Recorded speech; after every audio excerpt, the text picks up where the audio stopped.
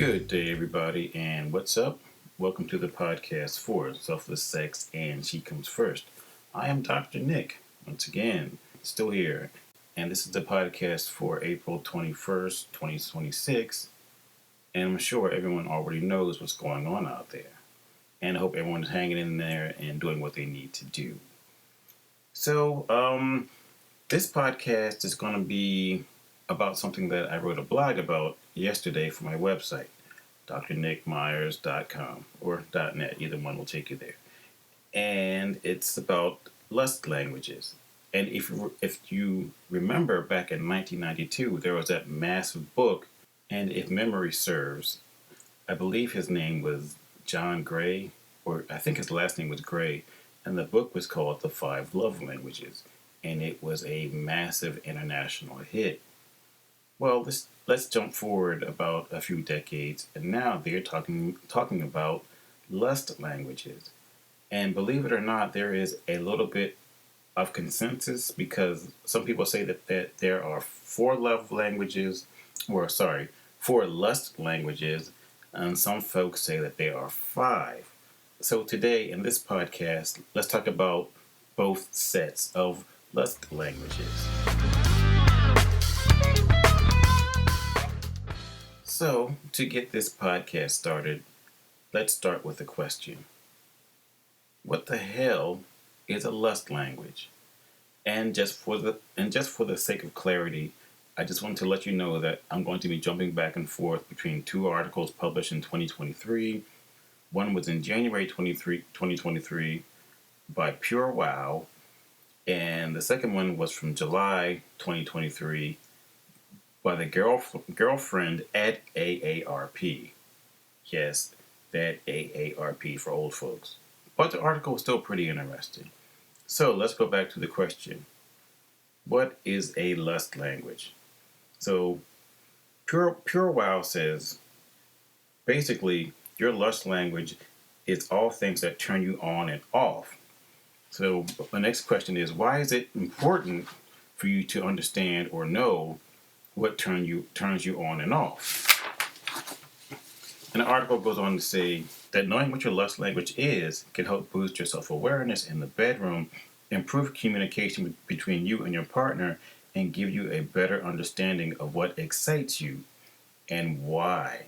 So in a weird way, this goes back to the old idea that the biggest sex organ is the brain. If you want to understand where you're going sexually and being sexually healthy, it's always good to ask yourself who, what, when, where, and why.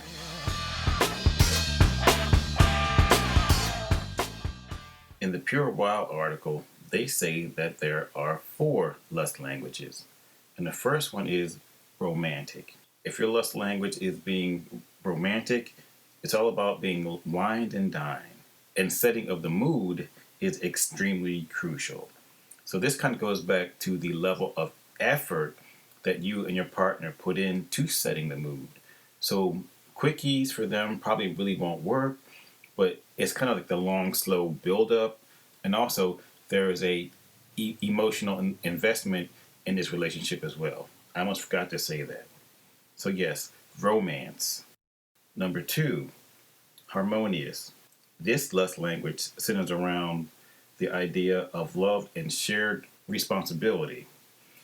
Basically, feeling like you're on the same team as your partner. So it's kind of like saying if you're going to do something, or if you say that you're going to do something, you got to do it. Otherwise, that's a broken promise, and therefore, like, you don't keep your word, and you're not an honest person. So their lust language for you will start to taper off. But if you're a stand-up person and you do what you say you're going to do, their lust language will be high, and you probably will enjoy a lot of sexual activity in this relationship. Number three, feeling connected with your partner. Now, in this lust language, it all goes back to feeling known by your partner, feeling understood by your partner, and feeling safe with your partner. So these folks probably don't take part in too many one night stands, and they really don't believe in love at first sight. Things take time to get warm and to develop, and then over time, there's a type of deep intimacy that happens to appear. Why? Because they have many shared experiences and interests, and they are meeting each other's emotional needs. And last, we have primal, and it's just what you think it is. These folks like passion and excitement, and a strong physical connection is a must. They love physical contact, not just the in and out of intercourse or anything like that, but what they mean by physical contact is touch. So in my head, I have to ask them, or I would like to believe that they may have a high level of skin hunger.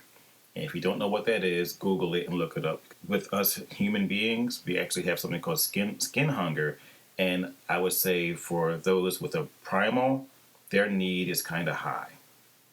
Not saying it's bad or good, but I'm saying that desire they have for physical touch probably runs hotter than for the average person.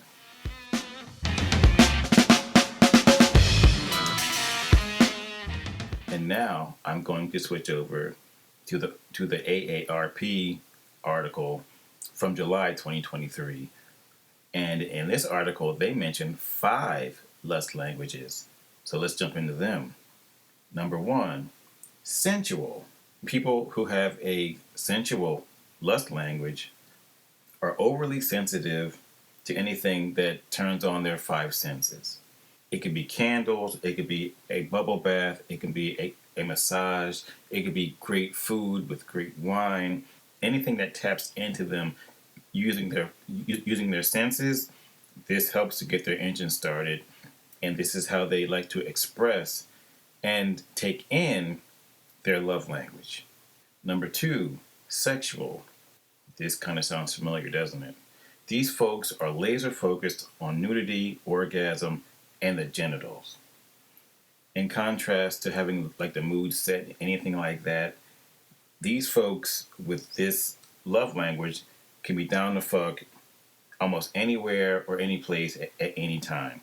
Even if it's loud at a concert or in the backseat of a car on a highway or at a rest stop.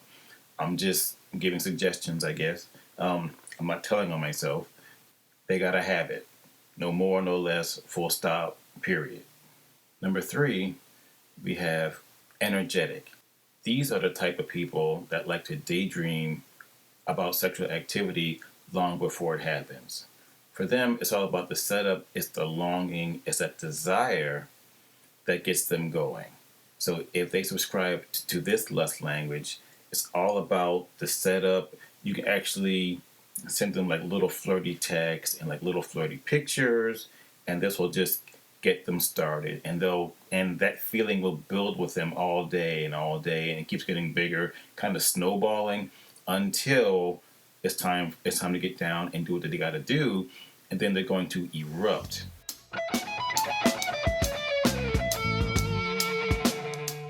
Number 4, kinky. And in the article, they actually happen to mention 50 Shades of Grey. For these folks with this type of lust language, these folks like to explore things like role playing and bondage and like power exchange. They're all about trying new things and exploration.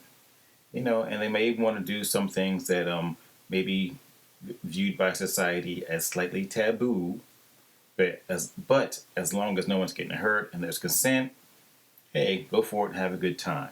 Novelty will not work with this relationship. If you're just doing like regular over vanilla in and out, fall asleep type stuff, it's not going to work. For them, it's all about the spice. And finally, we have number 5, the shapeshifter. The shapeshifter is a partner who craves just a little bit of everything. And for those folks, it may be kind of hard to keep up with them because their taste will change from almost minute to minute, hour to hour, day to day. But for them, that's their spice. They need that constant movement. The shapeshifter feeds off the energy of their partner and often derives the most pleasure from seeing their partner turned on. So, they like to play and they like to keep things new. There's a lot of energy here. So, if they like to express their lust language as a shapeshifter, I can pretty much guarantee you it's never going to be boring.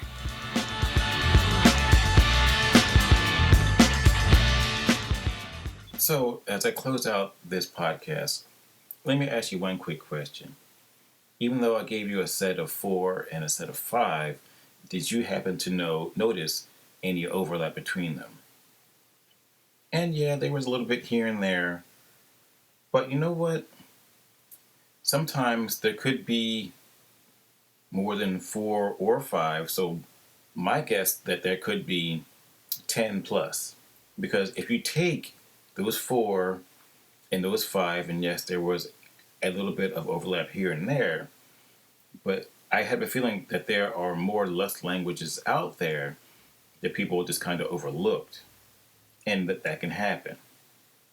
But at the same time, I don't want to yuck anyone's yum. When it comes to certain things that people don't like, that's fine because I might like it. Or let's flip it. It's like you may love something, but it's just not for me or for thee, and that's okay. Maybe if people want to take some time and just think about their lust language, maybe they could be more sexually healthy than they were in the past. No more, no less. So you may have a question. Well, how do I find my lust language? Well, luckily, there are a few online surveys and quizzes that will help you just to answer that question. And most of them are fairly consistent from what I've heard, and they're pretty decent. So just Google lust language quiz or lust language surveys, and just take it. They're fairly short. Please keep in mind it's not like a be all end all. And then once you take that survey, you're going to be pigeonholed into that definition, because maybe 10 years from now or 10 years ago, if you would have taken it, you would have been something different, because people tend to change as they age. So there's something for you to think about. So, on that note, I'm out. You guys have a great day. Stay tuned.